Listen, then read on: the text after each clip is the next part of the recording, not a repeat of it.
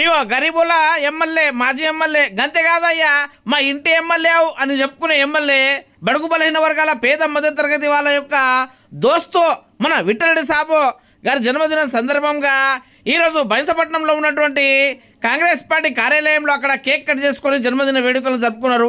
అంతేకాకుండా గ్రామాన పల్లెన మండల స్థాయిలో ఈ విధంగా అన్ని దగ్గర పండ్లు పొలాలు పంచుతూ అంతేకాకుండా కేకులు కటింగ్ చేస్తూ అక్కడ ఈ జన్మదిన వేడుకలను అయితే జరుపుకోవడం జరిగింది. అందులో భాగంగానే ఈరోజు తానూరు మండలంలో కూడా అంతేకాకుండా కుబీర్ మండలంలో కుంటల లోసరా ముదోల్ అదేవిధంగా తానూరు మండలాల్లో ఈ జన్మదిన వేడుకలను అంగరంగ వైభవంగా జరుపుకున్నారు.